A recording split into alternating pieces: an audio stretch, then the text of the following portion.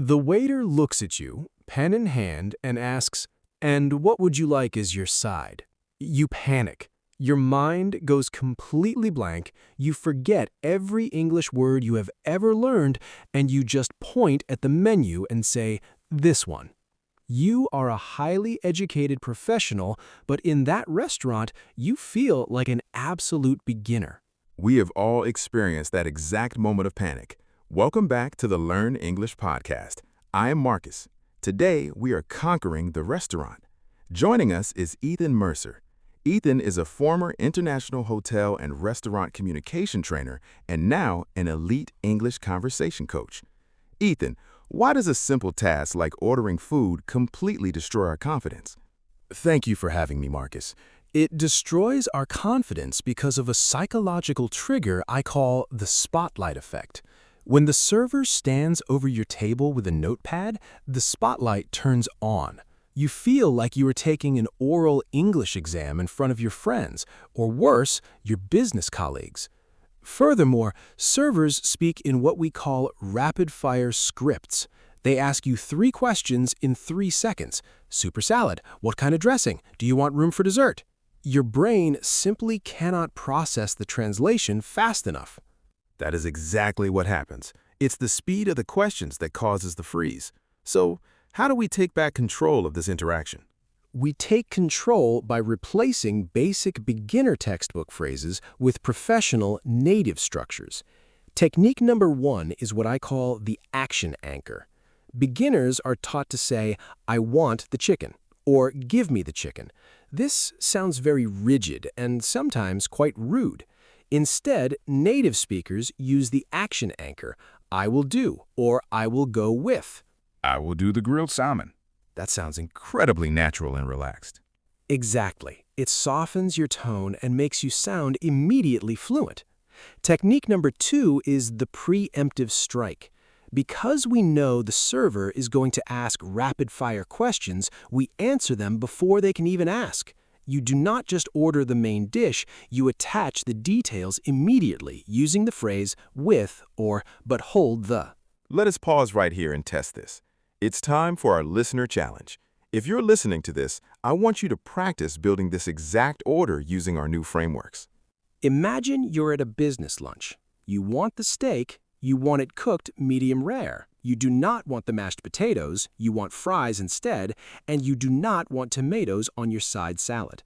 How do you construct this order using the action anchor and the preemptive strike? Take a few seconds to think about your answer. Build the sentence in your mind and speak it out loud. Here's the master-level response. You make eye contact, smile, and say, "I will go with the steak medium rare with fries instead of potatoes. And for the salad, could we hold the tomatoes?" Wow! Could we hold the tomatoes? That is such a high-level, sophisticated way to say no tomatoes. It sounds like you have lived in an English-speaking country for 10 years. It's a brilliant phrase. It's polite, but it gives you total control over the order. Let us put all of this together. We're going to do 2 extended role plays so our listeners can hear the natural pacing and the tone of voice. Ethan, for this first role play, you're the server, I'm the customer at a nice, upscale restaurant. Absolutely. Let's begin. Good evening, sir. Are you ready to order, or do you need a few more minutes? I think we're ready. I'll go with the roasted chicken, please. Excellent choice. And that comes with a choice of soup or a house salad. I will do the house salad, please. But could we hold the onions? Of course. And what kind of dressing would you like on that? I'll go with the vinaigrette, but could I get that on the side? That felt completely effortless. I didn't feel rushed or panicked at all. Because you used the action anchors to pace yourself. You were driving the conversation, not the server. Now, let's raise the stakes. Master role play number 2. We're at the end of a very important business dinner. You need to pay, but there's a mistake on the bill. Beginners usually panic here, or just pay the wrong amount because they're too afraid to speak up. Let's show them how a professional handles it. Whenever you're ready. Here's your check, sir. No rush at all. I can take that whenever you're ready. Thank you. Actually, excuse me, could I just ask a quick question about the bill? I believe we were charged for 2 bottles of sparkling water, but we only had 1. Oh, my apologies, sir. You are absolutely right. Let me take that off and print a new receipt for you right away. That phrase, "Could I just ask a quick question about the bill?" is incredibly polite but very firm. It's the perfect de-escalation phrase. You're not accusing the server of stealing from you, and you're not getting angry. You're just asking for clarification. True fluency is about managing the interaction with grace, not just translating the menu. Ethan, this has been a truly fantastic masterclass.